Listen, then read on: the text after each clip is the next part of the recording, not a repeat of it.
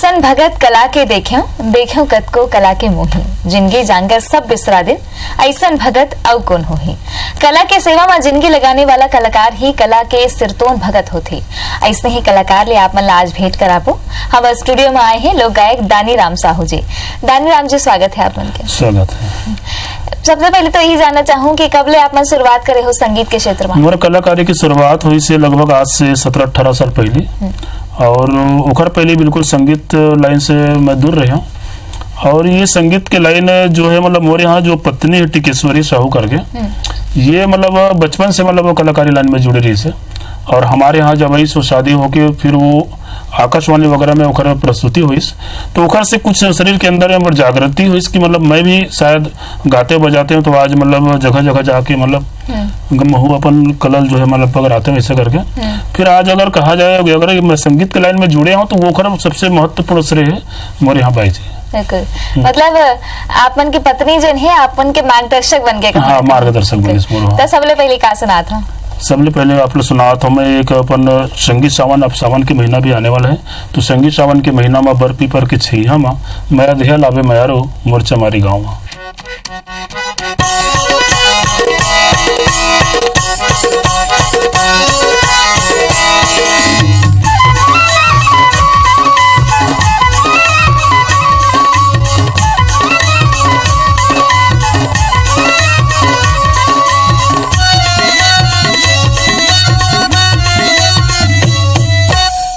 सावन के महीना मा बर पीपर के छैया मा, संगी सावन के महीना मा बर पीपर के छैया मा, मैया देह लाया बे मयारू मोर्चा मारी गाँव मा, मैया देह लाया बे मयारू मोर्चा मारी गाँव मा।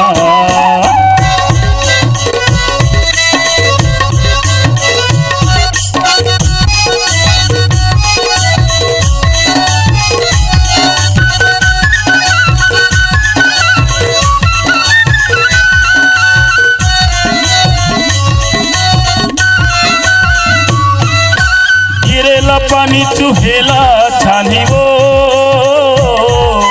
तोरे माया मामे रानी हो गयो पानी पानी वो, तोरे माया मामे रानी हो गयो पानी पानी वो।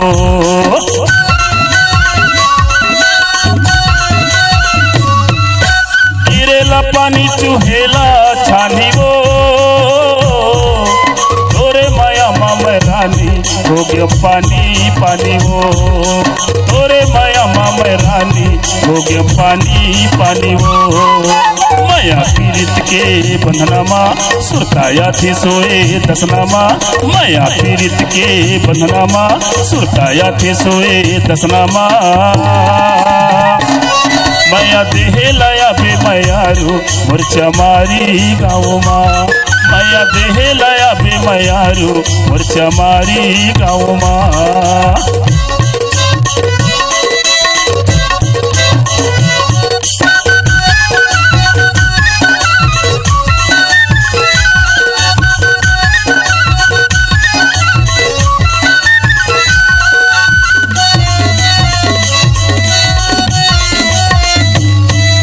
लाहू मैं बजायो लाहू बराती वो,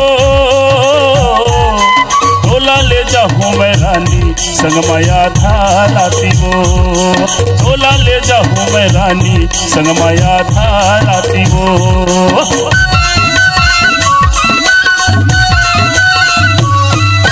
लाहू मैं बजायो लाहू बराती वो, ढोला ले जाहूँ मैं रानी संग माया धाराती हो, ढोला ले जाहूँ मैं रानी संग माया धाराती हो। माया पीरित के बंधनामा सुरताया थी सोए दसनामा, माया पीरित के बंधनामा सुरताया थी सोए दसनामा, माया देह लाया बे मयारू मोर्चा मारी गाँव मा, माया देह लाया बे मयारू मोर्चा मारी गाँव मा। संगी सावन के महीना मा बर पीपर के छैया मा, संगी सावन के महीना मा बर पीपर के छैया मा, माया देहे लाया बे मायारू मुर्चा मारी गाँव माँ माया देहे लाया बे मायारू मुर्चा मारी गाँव माँ माया देहे लाया बे मायारू मुर्चा मारी गाँव माँ माया देहे लाया बे मायारू मुर्चा मारी गाँव माँ। दानी राम जी, आप मन बताओ कि आप मन के पत्नी जोन है तेन आप मन के मार्गदर्शक है तो कैसना अपन शुरू ओखर मन से ही संगीत सीखे हो? नहीं, हाँ, ये तो मतलब जो है मतलब वो गाना गात रही सो और जैसे आकाशवाणी दूरदर्शन में होकर मतलब प्रस्तुति आया तो मैं सुनाओ कहे जा तो सुनाओ तो शरीर के अंदर में बहुत फील हुई समर की मतलब शायद मैं रहते हूँ साथ में और साथ में गाते हैं बजाते हैं एक साथ में मोरो आवाज आती ये मोर शरीर के अंदर में वही एक भावना जागत रही बार बार। फिर मैं अतका ध्यान दे कि मतलब रात और दिन दोनों एक तरफा मतलब मोर लिए मेहनत करे हम और बहुत जल्दी हमें सफलता भी मिली मोला। और आज कहा जाए मतलब छत्तीसगढ़ के बाहर भी मतलब कार्यक्रम हम देवतन के कहाँ प्रस्तुति देवा अभी तक ये कार्यक्रम है जैसे महाराष्ट्र है, यूपी है, बिहार भी में हमारे मतलब कार्यक्रम के एक बार मौका लगी रही जाके वहाँ भी अपन कला के प्रस्तुति देना हम तुरे सुरता हरानी रही रही के आथे कर मगाए बर वो मन गुनगुनाथे तुर सुरता हरानी रही रही के आथे कर मगाए बर वो मन गुनगुनाथे तुर सुरता हरानी रही रही के आथे कर मगाए बर वो मन गुनगुनाथे आज भी वो आज भी रे आज भी ना आज भी वो आज भी रे आज भी ना।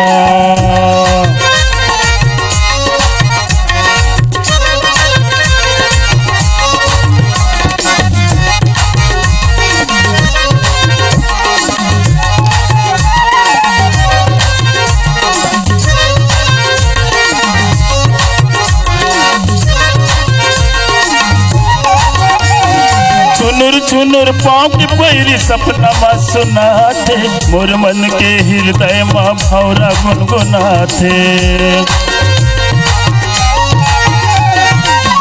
चुनुर पाँव के पैरी सपना मा सुनाथे मोर मन के हृदय माँ भौरा गुनगुनाथे आज भी वो आज भी रे आज भी ना आज भी वो आज भी रे आज भी ना।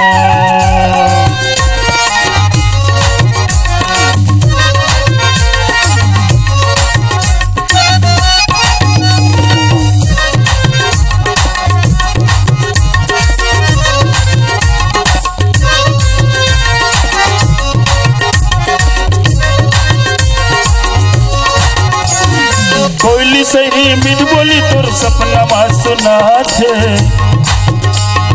रतिहा नींद आवे नहीं तोरे सुरतया थे कोयली सही मीठ बोली तोर सपना मा सुनाथे रतिहा नींद आवे नहीं तोरे सुरतया थे आज भी वो आज भी रे आज भी ना आज भी वो आज भी रे आज भी ना। दानी राम जी, माया प्रीत के गीत घलो गाथा अपन? हाँ, माया प्रीत गाथा ना। कैसना गीत कैसे रचना करता हो खर?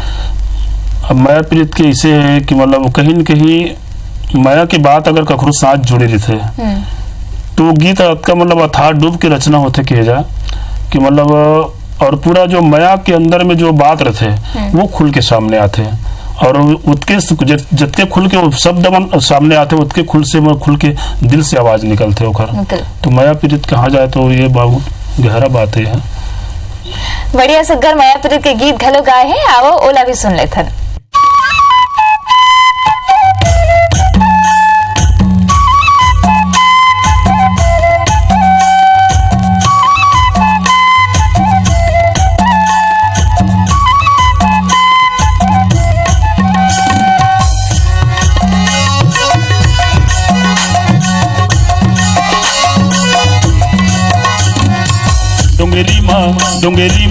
डोंगेरी माँ वो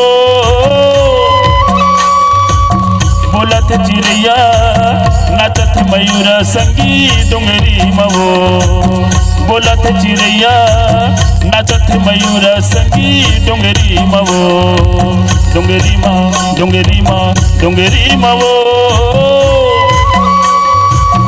बोलत चिड़ैया नाचत मयूर संगी डोंगरी मवो बोलत चिड़ैया नाचत मयूर संगी डोंगरी मवो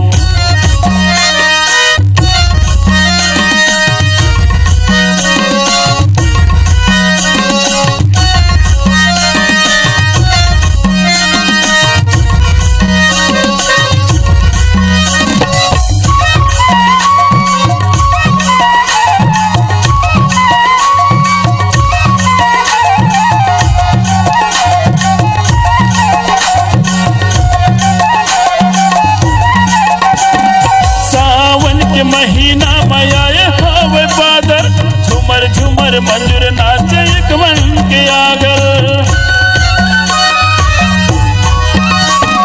सावन के महीना मयाए हवे बादर झुमर झुमर मंजूर नाचे एक मन के आगर पहाड़ी माँ पहाड़ी माँ पहाड़ी माँ वो बोलत चिड़ैया नाचत मयूर संगी डोंगरी मवो बोलत चिड़ैया नाचत मयूर संगी डोंगरी मवो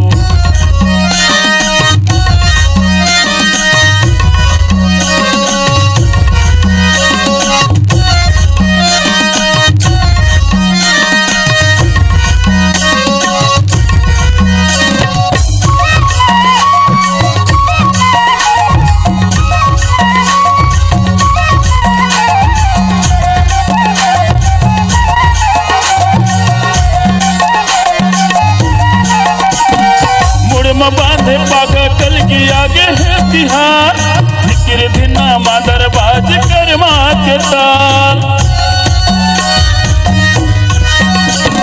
मुड़मा बांधे पागा कल की आगे है तिहार फिक्र धिना मादर बाज कर माँ के ताल डंगनी माँ डंगनी माँ डंगनी माँ वो बोलत चिड़ैया नाचत मयूर संगी डोंगरी मवो बोलत चिड़ैया नाचत मयूर संगी डोंगरी मवो डोंगरी माँ डोंगरी माँ डोंगरी मवो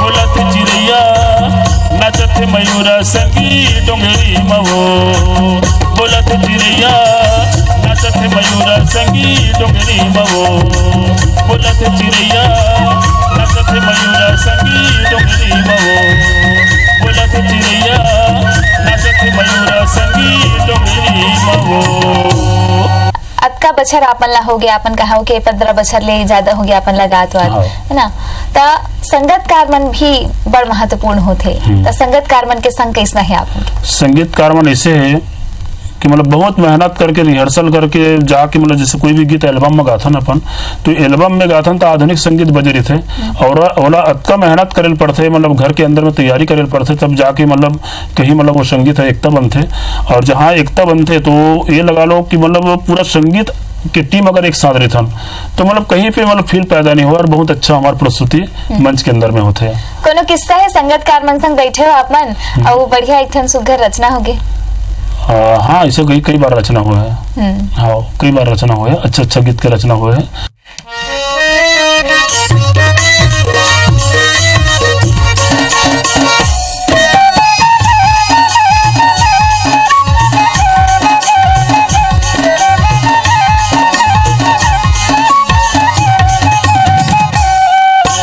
दगम डारे वो दगम डारना दगम डारे वो दगम डारना दिल मोहनी माया वाली तरसा के मारे वो मन मोहनी माया वाली रोवा के मारे वो।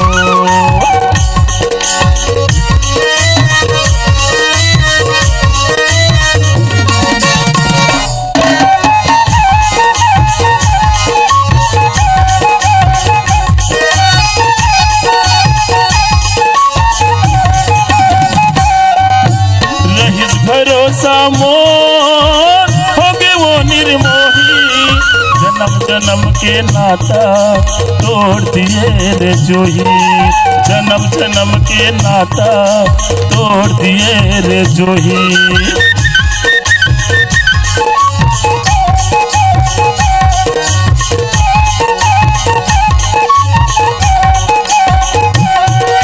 रहिस भरोसा मोर होगे वो निर्मोही, जन्म जन्म के नाता तोड़ दिए रे जोही, जन्म जन्म के नाता तोड़ दिए रे जोही।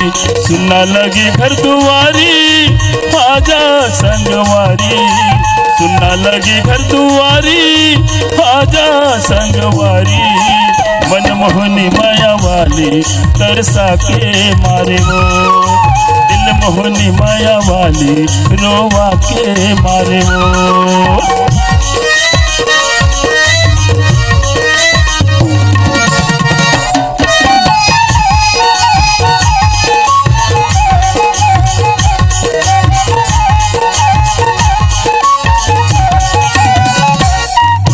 सोचे रहे मोर घर बने बसी, माया के तरिया माँ फूल माया के खिलही, माया के तरिया माँ फूल माया के खिलही।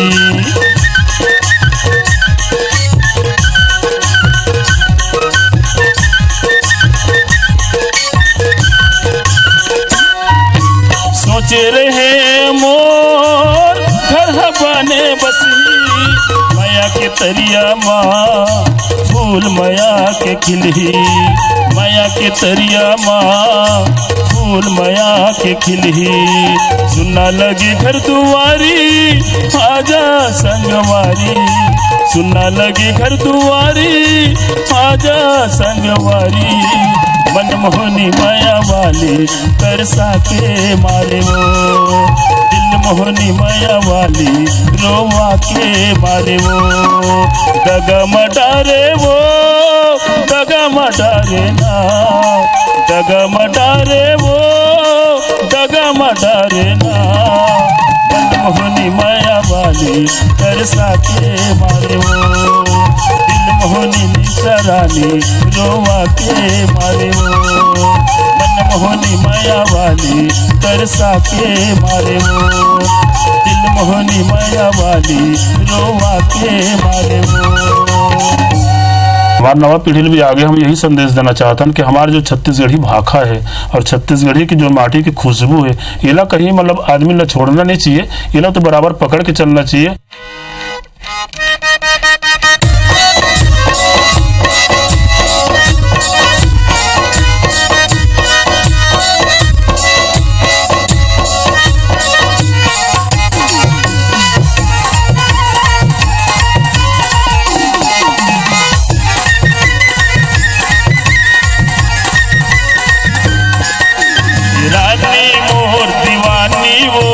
रानी मोर दीवानी वो, पैसा हो गए हो तोर प्यार माँ, पगला हो गए हो तोर प्यार माँ।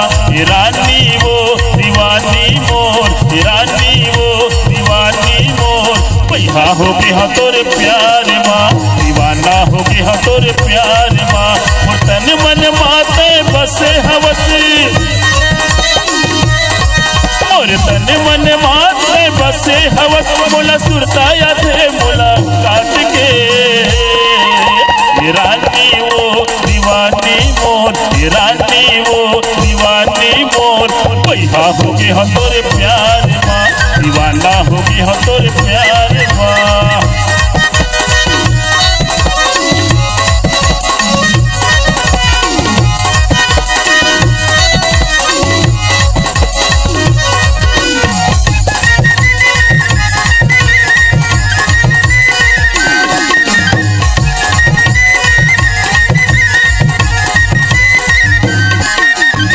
तोर बिना मैं हजिए नहीं सकूं, मैल रख दे बांध के, दिन मघूनत बैठ रही थो, सुरताया थे आधा रात के।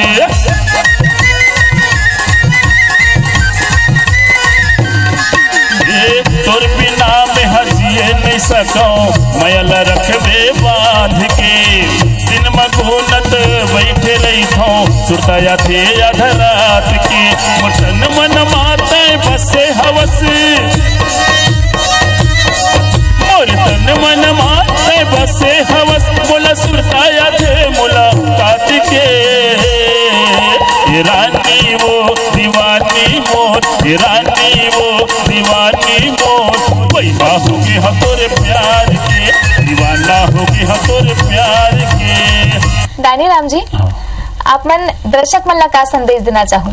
दर्शक मन ला मोर यही है कि मतलब आज जो IBC 24 में जो हम लोग प्रस्तुति मतलब दे के मौका मिलिस किया जाए तो हमारे लिए बहुत सौभाग्य की बात है।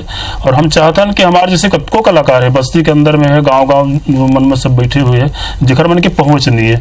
और हम तो यही चाहते हैं कि मतलब ये यहाँ मतलब कोई भी माध्यम से पहुंचे कोशिश करे ताकि हमारे छत्तीसगढ़ के साथ साथ बाहर के लोगन भी मतलब उखर प्रस्तुति ला देखे और कुछ सीखे के कुछ जाने के मौका मिला है। बिल्कुल, हमारा प्रयास यही है कि हम कलाकार मन ला मंच देथन और ये मंच के माध्यम ले कलाकार अपन कला ला बगराथे और सुघर प्रस्तुति देथे। बढ़िया सुघर प्रस्तुति आप मन देव, आप मन के टीम दिस बहुत बहुत धन्यवाद। धन्यवाद। माटी ले आए हन संगी, माटी में ही मिलना है, का तोर का मोर सब दिन संग चलना है। यही संदेश देते हैं हमारे लोकगीत मन। मनखे की जिंदगी में माटी के रस, चोला माटी के हेरा। आज बरत केश फिर आप मन ला हमारे कार्यक्रम कैसे लगते एक बारा में जरूर बताओ। आप मन अपन सुझाव देबर हमन ला चिट्ठी लिख सकत हो, फेसबुक और ट्विटर के माध्यम ले घलो अपन संदेश दे सकत हो। अभी बर मोला दो विदा, जय जोहार।